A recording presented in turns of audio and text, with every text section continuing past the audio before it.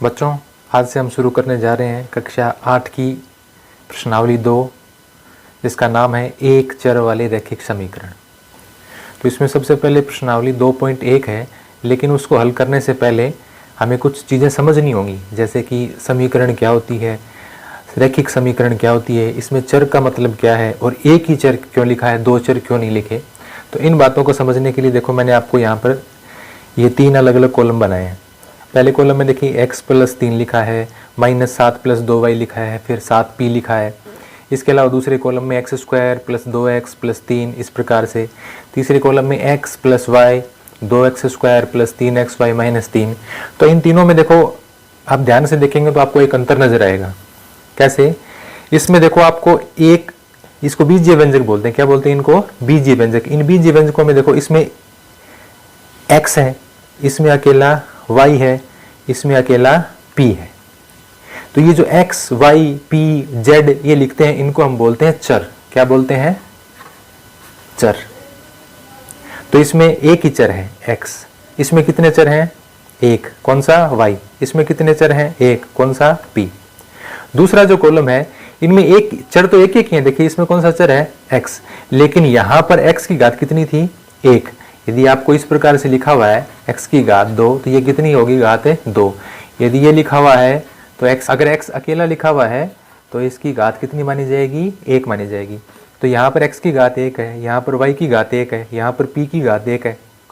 दूसरे में आप देखेंगे, यहाँ पर देखो x की घात 2 है, फिर x की घात 1 है, यहाँ z की घात 2 है, यहाँ y की घात 3 है, फिर y की घात 2 है। यानी चर में तो इनमें एक ही ले रखा है। जैसे इसमें x ही ले रखा है, इसमें z ले रखा है, इसमें अकेला y ले रखा है, लेकिन इनकी घातें क्या हैं? 1 से। जो ये कॉलम है, इसमें देखिए x और y दो चर हैं, x और y दो चर हैं, x और y z इसमें 3 चर हैं। तो पहले में हमने एक ही चर लिया था, लेकिन उनकी घातें चरों की कितनी थी? ज़्यादा से ज़्यादा 1। दूसरा, इसमें हमने चर तो एक ही लिया, लेकिन घातें 1 से ज़्यादा थी। और तीसरा कॉलम है, इसमें चर भी 1 से ज़्यादा हैं, इनकी घातें भी 1 से ज़्यादा हैं। अब इनमें इनका अलग अलग नाम क्या है? देखो, इनको आप क्या कहते हैं? बीजीय व्यंजक। क्या कहते हैं? बीजीय व्यंजक। या आप इनको कह सकते हैं बहुपद। क्या कह सकते हैं इनको आप? बहुपद। अब ये जिनमें चर 1 है या चर 2 हैं, लेकिन उनकी घात सिर्फ 1 है, वो कहलाते हैं रैखिक बहुपद। कैसे कहलाते हैं? रैखिक बहुपद। रैखिक बहुपद कहलाते हैं। चर चाहे 2 भी हों, x + y, या 3 चर हों, लेकिन घात कितनी होनी चाहिए? 1, तो वो भी क्या कहलाता है? रैखिक बहुपद। लेकिन इस बहुपद में और इस बहुपद में अंतर क्या है? ये एक चर वाला बहुपद है, और ये कितने चर वाला बहुपद है? 2 चरों वाला बहुपद। और दोनों ही कैसे बहुपद हैं? रैखिक बहुपद। लेकिन अभी तक आपने देखा होगा, रैखिक नाम तो आ गया, चर नाम आ गया, लेकिन समीकरण नाम नहीं आया। यदि आप इन्हीं बीजीय व्यंजकों या बहुपदों के आगे बराबर 0 लगा दें, तो ये बन जाएगी समीकरण। क्या बन जाएगी? समीकरण। समीकरण जो होती है, उसमें 2 पक्ष होते हैं, बायां पक्ष और दायां पक्ष। तो इसके बीच में आपको क्या निशान मिलेगा? बराबर का चिन्ह, या इसको आप कह सकते हो समता का चिन्ह। तो जैसे 3x + 2 = 0, ये क्या होगी? एक समीकरण। इसको क्या कहोगे आप? एक समीकरण। ऐसे भी हो सकती है 7y = 3, 2/3x - 7 = 4, ये भी क्या है? एक समीकरण। और जिस समीकरण में, वही बीजीय व्यंजक और बहुपद वाली बात है, जिस समीकरण में चर की घात 1 होती है, उसको हम कहते हैं रैखिक समीकरण। क्या कहते हैं उसको? रैखिक समीकरण। जैसे इसमें y की घात 1 है, इसमें x की घात 1 है, इसमें x की घात 1 है, तो ये तीनों ही कैसे समीकरण हैं? रैखिक समीकरण। अब जैसे ये है, इसमें आगे आप बराबर में 0 लगा देंगे, तो इसमें y की घात कितनी है? 3, तो ये रैखिक समीकरण नहीं है, ये त्रिघातीय समीकरण है। 3 घात वाला, जो चर की सबसे बड़ी घात होती है वही समीकरण या बहुपद की घात कहलाती है। 3 घात वाला, अब ये 2 घात वाला बहुपद था, इसमें 0 लगा दिए, क्या बन गई? 2 घात वाली समीकरण बन गई। तो रैखिक समीकरण का मतलब आप समझ गए कि जिसमें चर की घात यानी एक्स वाई जेड पी जो भी दे रखा है उसकी घात कितनी होनी चाहिए, 1 होनी चाहिए। और एक चर वाला, यदि एक ही चर है X Y Z P Q, तो एक चर वाला रैखिक समीकरण हो जाएगा। जैसे ये एक चर वाला है, ये एक चर वाला है, x प्लस 3y बराबर 2। इसमें चर की घात 1 है, इसमें भी घात 1 है, तो ये एक चर वाला रैखिक समीकरण नहीं है। कितने चरों वाला रैखिक समीकरण है, 2 चरों वाला, क्योंकि इसमें चरों की घात तो 1 ही है। तो ये रैखिक समीकरण तो है, लेकिन इसमें चर क्या है, 2 है, तो इसको हम कहेंगे 2 चरों वाला रैखिक समीकरण। तो हमारी ये जो प्रश्नावली है वो किसके संबंध में है, एक चर वाले रैखिक समीकरण के संबंध में है। तो हम इसमें हमें जो भी सवाल हल करने हैं उसमें रैखिक समीकरण हमें दिया हुआ होगा, और वो कितने चरों वाला होगा, एक चरों वाला होगा। जैसे ये आपकी प्रश्नावली है 2.1। इस 2.1 प्रश्नावली में आपको 12 प्रश्न दिए गए हैं, जिसमें से 4 आपको इस पेज पर दिखाई दे रहे हैं। तो बिल्कुल आसान सी प्रश्नावली है, कैसे इसको हल करेंगे। देखो पहला प्रश्न देखो, इसको क्या दे रखा है, x माइनस 2 बराबर 7, x माइनस 2 बराबर 7। अब देखो इसको हल करने के आपको 2 तरीके बताऊंगा। एक तरीका तो ज़्यादातर आप पढ़ते हैं, जैसे हम स्कूलों में उसी तरीके से बताया जाता है, और वो रोज़ाना सवाल हल करने में ठीक रहता है। बाकी पुस्तकों में आजकल किस प्रकार का तरीका दिया हुआ मिलता है, आप ये चिन्ह को ध्यान में रखेंगे, बराबर का चिन्ह। इसके इस तरफ वाला जो हिस्सा है इसको कहते हैं बायां पक्ष। क्या कहते हैं, बायां पक्ष, लेफ्ट हैंड साइड। और ये जो बराबर के दाईं तरफ है इसको कहते हैं दायां पक्ष, राइट हैंड साइड। क्या कहते हैं, दायां पक्ष या राइट हैंड साइड। तो आपका जो चर है क्या है, इसमें चर x, एक चर वाली रैखिक समीकरण है ये। अब बाएं या दाएं पक्ष में जहां भी आपका चर है वहां पर आपको सिर्फ चर रखना है, बाकी की सारी जो उसके साथ संख्याएं हैं वो आपको दूसरे पक्ष में ले जानी है। जैसे यहां x के माइनस में कितना है, 2, तो इस 2 को हटाने के लिए देखो पुस्तकों में आजकल कैसे हल किया हुआ मिलता है, उस हिसाब से मैं आपको बताऊं। तो माइनस का 2 है, इसको हटाने के लिए आपको 2 जोड़ना पड़ेगा। तो आप सिर्फ बाईं तरफ तो 2 नहीं जोड़ सकते, आपको दाईं तरफ भी 2 जोड़ना पड़ेगा।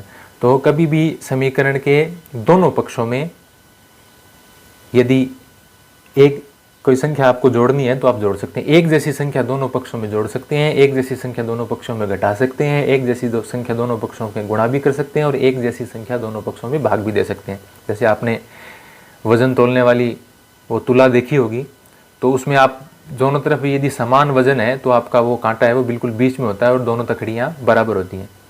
तो आप अगर उस कांटे को बिना हिलाए और दोनों तरफ वजन चेंज करना चाहते हैं तो आपको दोनों तरफ बराबर वजन रखते जाएंगे, तो आपको उस बीच वाली तुला में कोई फर्क नहीं पड़ेगा, वो बराबर बनी रहेगी। जैसे आपकी एक तरफ गेहूं है और एक तरफ है आपने 2 किलो का वजन रख रखा है और एक तरफ 2 किलो गेहूं है, तो आप यदि उनको बराबर रखना चाहते हैं तो आपको दूसरी तरफ मान लो आपने आधा किलो गेहूं बढ़ा दी, तो आपको दाईं तरफ आधा किलो वजन भी बढ़ाना होगा, तो आपको तुला बराबर बनी रहेगी। तो ये बराबर बना रहता है यदि आप दोनों तरफ 2 जोड़ देंगे, या दोनों तरफ 2 घटा देंगे, या दोनों तरफ 5 का भाग दे दें, या दोनों तरफ 5 से गुणा कर दें, तो समीकरण बराबर बनी रहती है। तो यहाँ हमारे पास माइनस का 2 है, इसका हम हटाएंगे, इसको कहते हैं हम किस प्रकार से, कि जैसे समीकरण के दोनों पक्षों में यहाँ 2 घटा हुआ है तो हम 2 जोड़ देंगे, दोनों पक्षों में 2 जोड़ने पर, कितना जोड़ने पर, 2 जोड़ने पर जोड़ दीजिए। समीकरण क्या है आपकी, x माइनस 2, यहाँ हमने 2 जोड़ दिया, बराबर दाएं पक्ष में कितना है 7, यहाँ भी हमने कितना जोड़ दिया 2। अब -2 और +2 कितने हो गए 0, तो यहाँ क्या बच गया सिर्फ x, बराबर 7 और प्लस के 2 जुड़ गए कितने हो गए 9। तो ये आ गया आपका समीकरण का हल, यानी चर का जो मान आ जाता है x बराबर कितना आ गया 9, वही क्या है समीकरण का हल है। या फिर दूसरे तरीके से कैसे, हम सामान्य शब्दों में कैसे बोल देते हैं कि इसी सवाल को जैसे देखो x माइनस 2 बराबर 7, तो हम ज़्यादातर ऐसे हल कर लेते हैं देखिए कि माइनस का 2 है, इसका हम पक्षांतरण करते हैं। क्या करते हैं, पक्षांतरण, यानी इसका पक्ष बदल दें हम, बाएं पक्ष में तो दाएं में ले जाएं, दाएं में तो बाएं में ले जाएं, तो उससे क्या होता है चिन्ह बदल जाता है। जैसे माइनस का 2 है, आप इसको दाएं पक्ष में ले जाएंगे तो ये प्लस का बन जाएगा, यानी दाएं पक्ष में ले जाने का मतलब है बराबर के बाईं तरफ है, बराबर के दाईं तरफ ले जाएंगे। जैसे यहाँ क्या बच गया x, बराबर में कितना था 7, बाएं पक्ष से माइनस का 2 दाएं पक्ष में लाई, ये हो गया प्लस का, तो x बराबर हो गया 7 + 2 बराबर 9। तो इनमें से जो भी तरीका आपको ठीक लगे उस तरीके से आप इन सवालों को हल कर सकते हैं। फिर आगे बढ़िए, देखिए दूसरा प्रश्न है सेम इसी तरह का है। देखिए ये प्लस का 3 यहाँ y है, इस प्लस के 3 को आप दाएं पक्ष में ले जाओगे तो 10 में से 3 घट जाएगा, y का मान कितना आ जाएगा, 7 आ जाएगा। इसी प्रकार ये तीसरा प्रश्न है, इसमें देखो आप दाएं पक्ष में, अब की बार इसमें क्या था y बाएं पक्ष में, इसमें क्या था x बाएं पक्ष में, अब की बार जो चर है z वो कहाँ है, दाएं पक्ष में। तो आप ये प्लस का 2 है, इसको कहाँ ले आएंगे, बाएं पक्ष में, तो क्या हो जाएगा, माइनस का। तो ये देखो यहीं हल कर देता हूँ मैं इस प्रश्न को। 6 है हमारे पास और प्लस का 2 यहाँ आ जाएगा, किसका हो जाएगा, माइनस का, और बराबर कितना बच गया, z। 6 में से 2 घटाए, कितने बच गए, 4, और बराबर कितना बच गया, z। या आप इस प्रकार से लिख सकते हो z बराबर कितना आ गया, 4। तो ये बिल्कुल आसान है। या फिर आप दोनों पक्षों में जोड़ने वाले तरीके से करें या घटाने वाले तरीके से करें, तो यहाँ z में 2 जुड़ा हुआ है तो इसको हम क्या करेंगे, 2 घटा देंगे, यहाँ भी 2 घटा देंगे, यहाँ भी 2 घटा देंगे, दाएं पक्ष में भी और बाएं पक्ष में भी। तो यहाँ से 2 घटाने पर प्लस 2 और माइनस 2 0 आ जाएगा, z बच जाएगा, और 6 में से 2 घटाने पर कितना आ जाएगा, 4।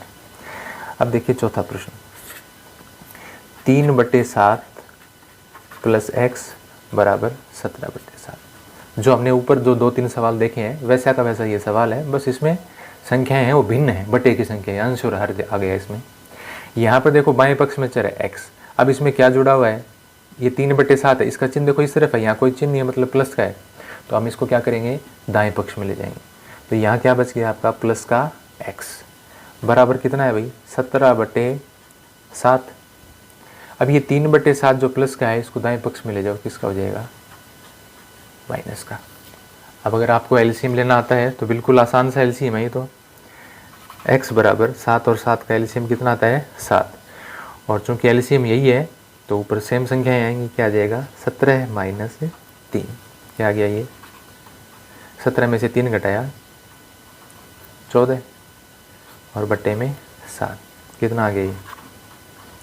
देखो आप अंश और हर के ऊपर अंश होता है और जो इस लाइन के नीचे लिखा होता है उसको बोलते हैं हर। तो अंश और हर में यदि आप एक ही संख्या से भाग दें और चला जाता है तो उसको हम सामान्य भाषा में कहते हैं कट जाता है।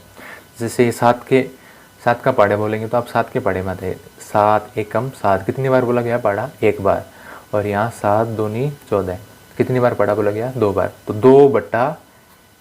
तो बट्टे में 1 रखने से, बट्टे का मतलब नीचे भाग 1 का भाग देने से कोई फर्क नहीं पड़ता, तो इसका मतलब x बराबर कितना आ गया, ये 2। तो बिल्कुल आसान से प्रश्न थे ये तो। इसके बाद में देखो ये 4 प्रश्न हो गए। ये देखिए ये प्रश्न है 6x बराबर 12।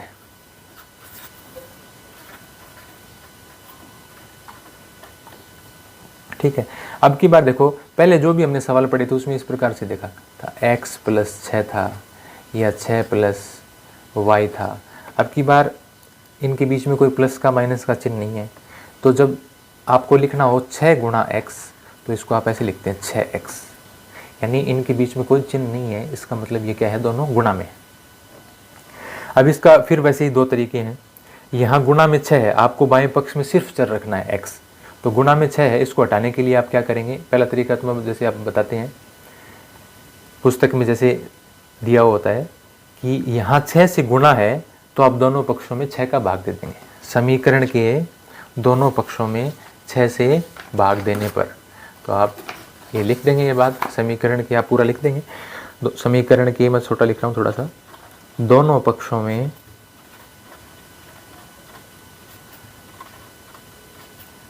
6 से भाग देने पर,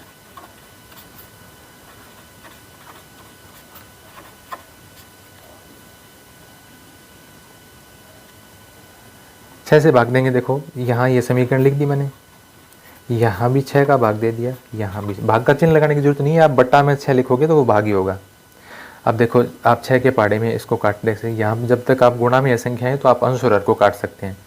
6 एकम 6, 6 एकम 6, 6 से 6 कट जाएगा, यहाँ 6 एकम 6, 6 दूनी 12, कितना आ गया, x बराबर 2/1, तो बट्टे में 1 लिखने की जरूरत नहीं, x बराबर, बिल्कुल आसान है। या आप इसको सामान्य भाषा में क्या कहते हैं कि x के गुणा में 6 है, बराबर में बाएं पक्ष में या दाएं पक्ष में से आप संख्याएं ले जाती हैं गुणा से तो भाग में चली जाती है, जिसको आप दूसरे सवाल में भी हम ऐसे करेंगे। तो x के गुणा में 6 है, इसको आप दाएं पक्ष में ले जाएंगे तो भाग में चली जाएगी। जुड़ी हुई घटी हुई उसका तो चिन्ह बदलता है। प्लस का 6, x प्लस 6 में से प्लस 6 दाईं तरफ ले जाएंगे माइनस का हो जाएगा, माइनस का 6 दाईं तरफ ले जाएंगे प्लस का हो जाएगा। लेकिन जब गुणा में है संख्या 6 तो इसको आप दाईं तरफ ले जाएंगे तो उसका चिन्ह नहीं बदलेगा, सिर्फ वो कहाँ चली जाएगी, भाग में। तो 12 के भाग में 6 आएगा तो 6 दूनी 12, तो x बराबर 2 आ जाएगा। कैसे देखो, सीधा ही इसके गुणा में 6 है, ये सीधा ही आप यहाँ 12 के भाग में आ जाएगा। और इसको आप 6 के पाड़े में काट दो, 6 एकम 6, 6 दूनी 12, कितना आ गया ये 2। ठीक है। इसी प्रकार देखो ये छठा प्रश्न है, t/5 बराबर 10। पहले तरीके से भाग में कितना है, आपको यहाँ सिर्फ बाएं पक्ष में चर रखना है t, तो इसके बटे में जो 5 है इसको हटाना है। तो भाग में जो 5 है उसको हटाने के लिए क्या करते हैं, जैसे गुणा में 6 था, इसको हटाने के लिए 6 का भाग दिया है, तो भाग में 5 है, इसको हटाने के लिए क्या करेंगे, गुणा। तो दोनों पक्षों में आप क्या करेंगे, क्या लिख दोगे आप, दोनों पक्षों में 5 से गुणा करने पर गुणा करेंगे। t/5 है, यहाँ ऊपर किससे गुणा कर दिया, 5 से, और दाईं तरफ भी किससे गुणा कर दिया, 5 से। अब देखो अंश में 5, हर में 5, ये कट गया, 5 एकम 5, 5 एकम 5, क्या बच गया यहाँ पर t, और 10 को 5 से गुणा किया, कितना आ जाता है, 50। तो ये आपका हल हो गया। इसी को हम सामान्य भाषा में जैसे हल करते हैं ज़्यादातर, तो जल्दी हो जाता है वो। t/5 बराबर 10 है, तो जो संख्या यहाँ पर बाईं तरफ या दाईं तरफ भाग में है वो बराबर की दूसरी तरफ जाएगी तो गुणा में चली जाएगी, मल्टीप्लाई हो जाएगी उससे। जैसे t के बटे में 5 है, इसको दाईं तरफ ले जाओगे तो ये तिरछा गुणा हो जाएगा, वज्र गुणा भी बोलते हैं इसको ऐसे। यहाँ पर 10 के गुणा में कितना चला जाएगा, 5, तो ये आ जाएगा t बराबर 10 5 50। ठीक है। इसी प्रकार से जैसे 7वां प्रश्न है, 7वें प्रश्न में आपको क्या करना है, अब की बार x के गुणा में भी 2 है और x के भाग में 3 है, यानी गुणा में भी संख्या दे रखी है, भाग में भी संख्या दे रखी है। तो इसको हटाने के लिए आप क्या करेंगे, 2x/3 बराबर 18। या तो आप सीधा तरीका यूज कर सकते हैं, या तो आप क्या करोगे, देखो इसको हटाने के लिए तो 2 का भाग देंगे दोनों पक्षों में, और इसको हटाने के लिए 3 से गुणा करेंगे। लेकिन आप जो दूसरा तरीका जल्दी हो जाता है उससे करने में आसानी रहती है, यदि अब एक बार सीख लें तो उसी तरीके से बताता हूँ आपको। तो वो वज्र गुणा वाला तरीका है। कैसे, यहाँ बराबर में आपके पास है 18, यहाँ x के गुणा में, यानी 2 और x के बीच में कोई चिन्ह नहीं है, तो मतलब ये संख्या क्या हुई है, दोनों गुणा में है, 2 गुणा x है, और गुणा की संख्या दाएं पक्ष में ले जाते हैं तो वो कहाँ चली जाती है, भाग में। तो ये कहाँ आ जाएगी, भाग में। क्या बच गया ऊपर, x। अगर एक साथ नहीं कर सकते तो दूसरी स्टेप में कर लेंगे, बट्टे कितना बच गया, 3। चाहो तो आप 3 को यहीं से सीधा गुणा कर दो, लेकिन चलो अगली स्टेप में करते हैं। अब यहाँ हमें सिर्फ x रखना है, ये 2 गुणा में था, ये तो दाएं पक्ष में भाग में चला गया। अब x के भाग में 3 है, इसको आप यहाँ तिरछा गुणा करोगे तो ये x, यहाँ x के भाग में 3 है, ये कहाँ चला जाएगा, गुणा में। तो आ जाएगा 18 गुणा 3 और बट्टे में कितना है, 2। या आप वो इस तरीका कर सकते हो कि बट्टे में 3 संख्या, इसको हटाने के लिए 3 से यहाँ गुणा करेंगे, 3 से यहाँ गुणा करेंगे, 3 से 3 कट जाएगा, यहाँ 3 आ जाएगा। अब देखो इसको थोड़ा सरल कर लो आप। ये देखो 2 और 3 तो आपस में एक पाड़े में नहीं आते, 2 और 18 इनमें आपस में कॉमन गुणनखंड है, यानी एक पाड़े में आ जाएंगे तो कट जाएगा आपका। 2 एकम 2, और ये 2 का पाड़ा कितनी बार बोला जाएगा, 9। 2 निम 18, कितना आ जाएगा, 9 गुणा 3। तो 9 को 3 से गुणा करते हैं, कितना आता है, 27। बटे में 1 है, उससे कोई फर्क नहीं पड़ता। तो ये हो गया आपका तीसरा सवाल, 7वां सवाल सॉरी। अब इसके बाद में 8वां प्रश्न है, ये बिल्कुल आसान सा है, आप कर सकते हो। 1.6 बराबर y/1.5। कुछ नहीं है, यहाँ y के भाग में कितना है, 1.5। ये आप बाएं पक्ष में तिरछा गुणा हो जाएगा, तो यहाँ क्या बच जाएगा, सिर्फ है दाएं पक्ष में y, और यहाँ कितना बच जाएगा, क्या हो जाएगा, 1.6, और इसके गुणा में ये आ गया तिरछा गुणा 1.5। 1.6 को 1.5 से गुणा कर देंगे तो वो y का मान आ जाएगा। ठीक है। तो इस प्रकार से ये हमारे प्रश्न हो गए 8। 8वें प्रश्न के बाद देखो 9वां प्रश्न। अब ये जो हमने देखे हैं, बाईं तरफ से माइनस की संख्या दाएं पक्ष में ले जाते हैं, या दाएं पक्ष से बाएं पक्ष में ले जाते हैं, वो प्लस की हो जाती है, गुणा वाली भाग में चली जाती है, भाग वाली गुणा में आ जाती है, तो वो एक साथ है सारी चीज़ें, बाकी वही तरीका। जैसे आप 9वें 10वें 11वें प्रश्न में से कोई भी एक प्रश्न कर सकते हैं, सभी एक जैसे प्रश्न है। जैसे हम 9वां प्रश्न करते हैं, 7x minus 9 is equal to 16, 7x minus 9 बराबर 16। चर कौन से पक्ष में है? बराबर के बाएं पक्ष में। बाएं पक्ष में चर है तो सबसे पहले देखो यहाँ 9 घटा हुआ है, माइनस 9 है। इसको हटाने के लिए या तो आप क्या करेंगे, दोनों पक्षों में 9 जोड़ देंगे, तो यहाँ 9 से 9 कट जाएगा, यहाँ 9 जुड़ जाएगा। या फिर आप पक्षांतरण कर सकते हैं। कैसे? -9 दाएं पक्ष में ले जाएंगे तो यहाँ क्या बच जाएगा, 7x बराबर, दाएं पक्ष में क्या था पहले से 16, यहाँ चिन्ह माइनस का था, बराबर की दाईं तरफ चला जाएगा, किसका हो जाएगा, प्लस का। क्या आ गई, 7x बराबर 16 भी प्लस के 9 भी प्लस के जुड़ गए, 16 और 9 कितने हो गए, 25। अब फिर क्या बच गया, x और 7 के बीच में कोई चिन्ह नहीं है, मतलब ये गुणा में है, 7 गुणा x, x के गुणा में 7 है, ये दाएं पक्ष में कहाँ जाएगा, भाग में, तो ये बट्टे में आ जाएगा, 25/7। अब 7 और 25, 7 या 21 होता है, या 2 के 3 के 5 के किसी भी पहाड़े में नहीं आते, ये ऐसा ही छोड़ दो इसका, ये आपका उत्तर हो गया। ठीक है। अब इसके बाद में ऐसा ही 10वां प्रश्न है, माइनस का 8 आप दाएं पक्ष में ले जाओगे, और फिर 14 गुणा में है वो कहाँ चला जाएगा, भाग में। बिल्कुल आसान सा प्रश्न है, आप चाहो तो देखो मैं एक और करवा देता हूँ आपको। इसमें माइनस का तो कर ही लिया हमने, 11वां कर लेते हैं, 17 प्लस 6p बराबर 9। अब यहाँ ये जो इसका चिन्ह देखना हमें, 17 है, 17 के यहाँ कोई चिन्ह है, मतलब प्लस का है ये, इसको दाएं पक्ष में ले जाएंगे। यहाँ बच गया 6p, इसका चिन्ह क्या है, प्लस, तो अकेला है तो यहाँ पर प्लस का चिन्ह लगाने की जरूरत नहीं है।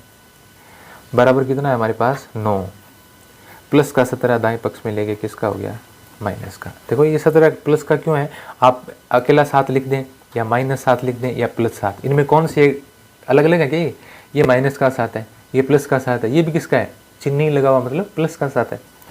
तो ये 17 प्लस का था, दाएं पक्ष में ले गए, माइनस का हो गया। कितना आ गया ये, 6p is equal to 9 minus 17। अब ये 9 प्लस का है और 17 माइनस का है, तो घटेंगे ये, 17 में से 9 घटा दो आप, कितना आएगा, 8। चिन्ह कौन सा आएगा इसका, माइनस का।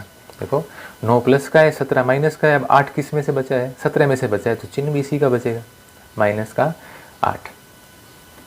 कितना आ गया अब ये। अब देखो p के और 6 के बीच में कोई चिन्ह नहीं है, तो p के गुणा में है 6, इसको बराबर के दाईं पक्ष में ले जाएंगे तो भाग में चला जाएगा। क्या आ जाएगा ये, p इज इक्वल टू -8 बटे ये 6 गुणा में ये आ गया यहाँ पर। अब देखो ये कोई माइनस का चिन्ह तो है ही, कोई एक पहाड़ी में आ रहे हैं क्या, देखो 2 के पहाड़े, 2 का पहाड़ा बोलो, 2 3 6, और ये आ गया 2 4 8, कितना आ गया, -4/3। ठीक है।